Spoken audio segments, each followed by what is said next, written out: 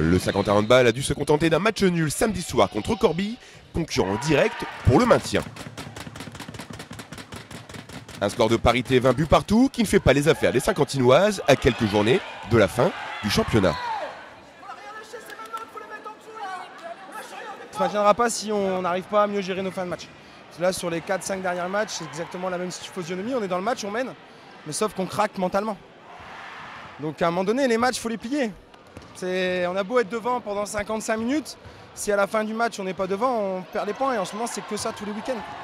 Donc psychologiquement, il va falloir croire en nos forces, croire qu'on est capable de battre les équipes pour se relever parce que là concrètement, on mène tout le match, on joue bien tout le match, on est au-dessus de tout le match pratiquement. À la fin, on partage les points, quoi. On est dans une situation où elles ont pris, on a moins de 5 ou 6 buts.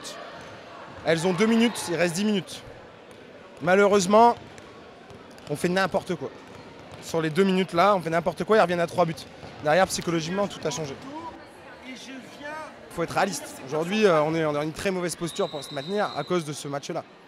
Et à cause des matchs qu'on a eu avant. Voilà, pour nous, c'était un vrai tournant ce match-là. Malheureusement, mais encore une fois, on mène de 6 buts à 10 minutes de la fin, on n'est pas capable de gagner. On a beau dire tout ce qu'on veut, on ne se maintiendra pas si on n'arrive pas à faire la différence en fin de match.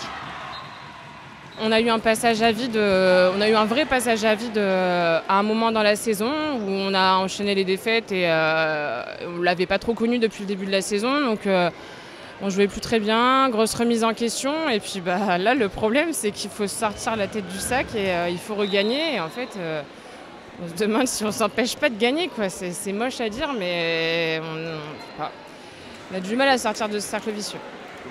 À 4 journées de la fin du championnat, Saint-Quentin va devoir batailler pour assurer son maintien et ça passera par une victoire du côté de Sambre-Avesnois le 15 avril prochain.